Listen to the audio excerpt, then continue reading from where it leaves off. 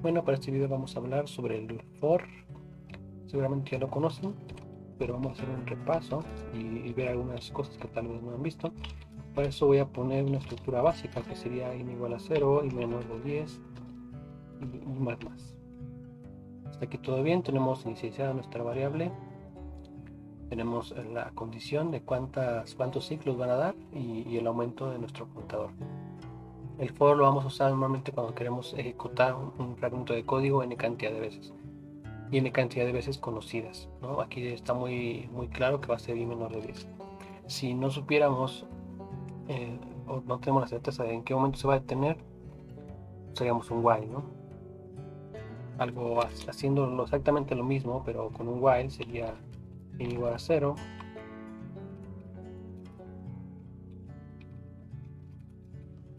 while i menor de 10 y más. En estos dos códigos serían exactamente lo mismo. Eso vamos a encontrar en programación muchas veces. La misma cosa la podemos hacer de muchas maneras y no siempre una cosa es mejor que la otra, a veces simplemente es la manera en que el programador lo pensó.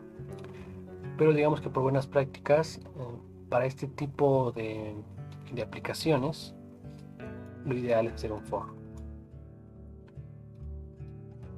Bueno, vamos a entrarnos un poquito más en eso. Aquí no solamente podemos tener una variable, sino podemos tener n cantidad, podemos poner aquí muchas y de diferentes tipos. Normalmente vamos a manejar enteros, pero podría ser un flotante, ¿no? Y para hacer un flotante, pues podríamos ponerle f igual a f más 0.5. De esta manera estaríamos recorriendo de 0.5 en 0.5. Si esto yo lo imprimo, lo veríamos así.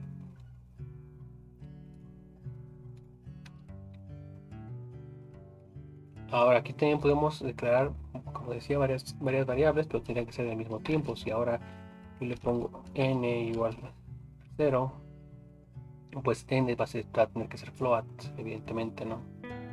Si yo le pongo int, aquí ya marca un error porque obviamente ya no es flotante, ¿no? Entonces podría ponerle el más. Entonces tanto f como n van a ser enteros. Regresando a la estructura básica de nuestra i y n, le puedo decir aquí que i sea menor de 10, que voy a aumentar i en 1 y que n va a decrecer, porque también es otra cosa. Estamos acostumbrados a siempre ir hacia adelante, pero hay veces en las que necesitamos contar hacia atrás. Entonces aquí voy a ponerle que n va a ser igual a 10 y n va a ir decreciendo. Por lo tanto, si esto yo lo voy imprimiendo aquí,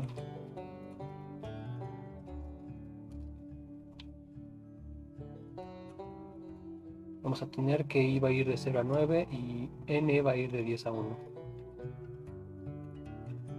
Otra cosa que podríamos hacer es poner más condiciones dentro de nuestra sección de condiciones, donde podríamos poner, por ejemplo, que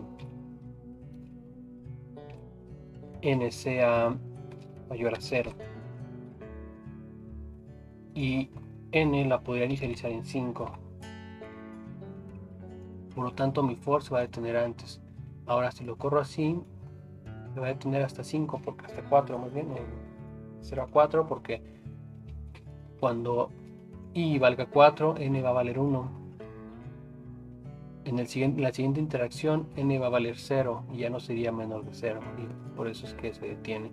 Aunque la primera condición nos dice que i sea menor de 10, la siguiente condición nos dice que n sea mayor a 0. Otra cosa que podríamos hacer dentro de las condiciones es poner que usar una bandera externa, por ejemplo.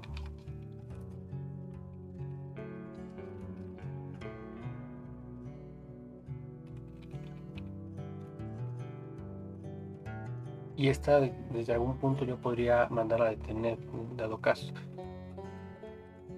Y podría ponerla aquí como condición diferentes de stop. Y entonces cuando lo corra, no podría verlo tan así porque no tengo en ningún momento el stop va a ser igual a true. Si esto yo lo inicializara en true, por ejemplo, directamente no va a imprimir nada porque desde el principio se detiene, ¿no? Y así podríamos hacerlo con diferentes cosas. Ahora, esto que tenemos aquí, podríamos hacerlo como cualquier if. Podemos tener paréntesis, podemos agregar ors también, ands, todo las condicionales que conocemos. Yo podría decirle que mientras i menor de 10 y n mayor de 0, y o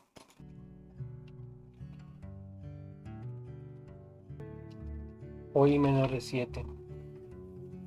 Entonces cuando imprimo esto, ahora me va a detener en -1, porque se van a cumplir diferentes condiciones. Estoy diciendo que i sea menor de 10, es que se cumple, y n sea mayor de 0, pero eso se anula cuando le digo que o i sea menor de 7. Significa que la que va a mandar ahí sería más la parte de la i menor de 7, y es por eso que llega hasta ahí. Algo que podemos hacer también para detener nuestro for es poniendo un break. Si por ejemplo no sabemos, estamos recorriendo un arreglo y queremos buscar dentro de ese arreglo un número en específico y detenernos ahí, podríamos agregar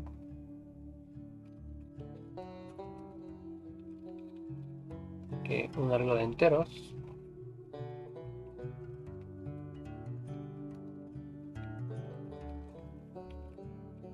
digamos de 10, y entonces en la posición 5 va a ser igual a 20. Yo puedo poner aquí una condición dentro de mi for. Bueno, para eso voy a quitar mis otras condiciones y solamente le voy a poner que es i menor de 10, y le voy a decir que si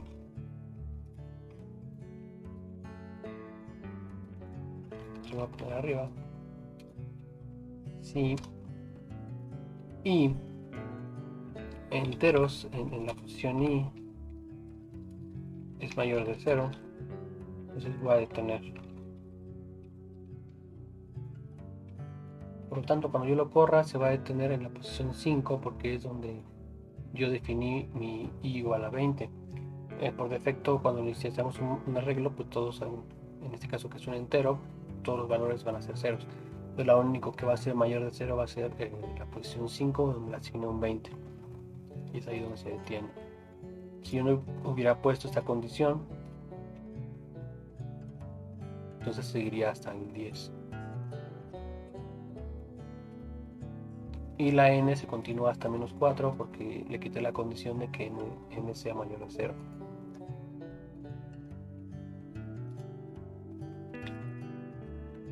Hablando de la sección de aumentos, aquí tenemos una variable que va creciendo en 1 y una que va decreciendo en 1. Pero también podemos hacerlo que sea de 2 en 2, como por ejemplo i igual a i más 2. Y de igual manera, si quisiéramos decrecerlo en 2, en n cantidad, sería n igual a n menos 5. Y de esta manera estamos cambiando no solamente el valor de 1 en 1.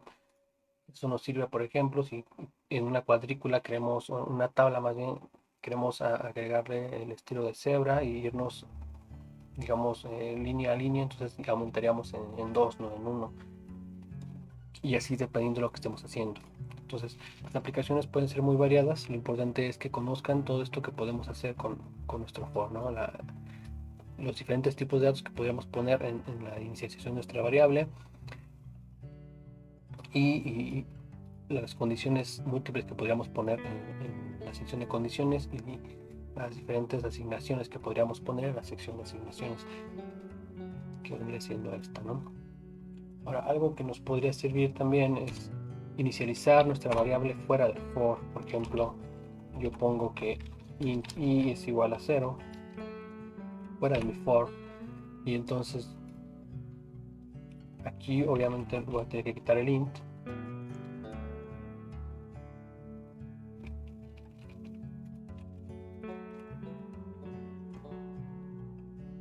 y lo voy a dejar así.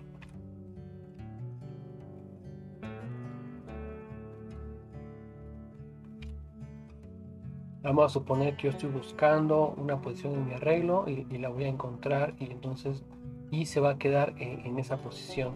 Normalmente no podríamos acceder desde la siguiente parte del código al valor de esa variable que inicializamos aquí, porque solamente la vemos dentro de nuestro for, pero al momento de que la estamos declarando afuera, podríamos usarla en otra parte, como por ejemplo en otro for, hablando de for, ¿no? Entonces ahora y va a ser igual a i, que es un poco redundante, pero bueno, teníamos que ponerlo así para que nos mantenga igual, y vamos a ponerle que i sea menor ahora a 20. Entonces voy a volver a imprimir i. Esto lo voy a correr, y ahora, bueno, para que se vea más definido de una sección que otra, le voy a poner algo ahí nada más para que se note dónde empieza uno y dónde termina uno y dónde empieza el otro, ¿no? Aquí vemos que donde puse las rayitas sería hasta 5, porque es donde estoy teniendo el pattern mi if, estoy poniendo el break, y después de ahí se repite el 5 porque ahí es donde estoy empezando, y continúo hasta el 19 porque lo puse que fuera menor de 20. Si yo no quisiera que repitiera sino que continuara, entonces le pondría igual ahí más 1, y de esta manera va a empezar en el siguiente, ¿no? Que sería 6. Y eso nos podría servir, como dije, para continuar a partir de, digamos, de la entrada donde se quedó el for anterior. Y bueno, creo que hemos cubierto todo lo referente al for. En próximos videos veremos cosas específicas sobre el while, sobre el if y sobre el switch.